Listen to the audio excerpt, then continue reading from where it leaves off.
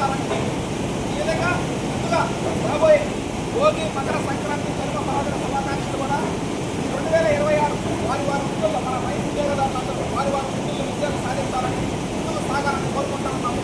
నిజానికి వరి సాగు మనకు 4 నెలలు కాబట్టి 4 నెలలు 10 రోజులు అంతవరకు. కానీ ఒక రైస్ మిల్లర్గా 365 రోజుల పాటు మనం పంపిస్తూ ఉంటాం. రైస్ ఆడించి బిల్లింగ్ చేసి ప్యాక్ చేసి ట్రాన్స్పోర్ట్ చేసి ఈ విధంగా మరొకసారి అందరికీ నూతన సంవత్సరం మరి ముందుగా భోగి మకర సంక్రాంతి శుభాకాంక్షలు తెలియజేస్తున్నాం. అందరికీ నూతన సంవత్సరం జనవరి 1, 2026 శుభాకాంక్షలు. మరియు ముందుగా భోగి మకర సంక్రాంతి కనుమ పర్వదిన శుభాకాంక్షలు.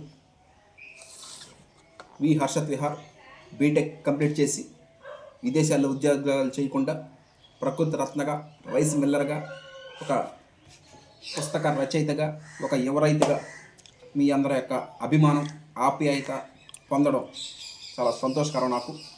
ఈ విధంగా ఒకే ఇంట్లో 4 తరాల వారసులు ప్రకృతి రత్న అవార్డు రావడం 1-2 జనరేషన్స్కే కష్టమైపోతున్న ఈ రోజుల్లో, అంటే కలిసి ఉండలేకపోతున్నటువంటి ఈ రోజుల్లో 4 తరాల వారసులు కలిసిమెలిసి ఒకే ఇంట్లో ఉండడం సంతోషకరమైన విషయం.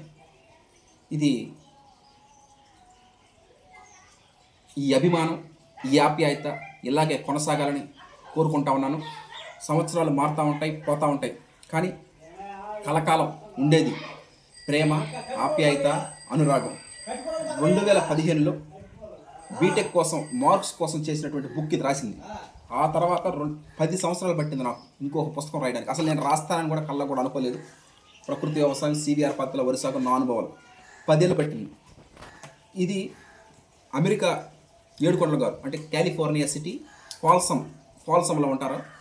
ఆయన బహుకరించినటువంటి ఈ పెన్ను ఒక పుస్తక రచయితగా ఒకవేళ 2వ పుస్తకం రాయాలనుకుంటే ఆయనకి అంకితం ఇవ్వడం చెప్పాము.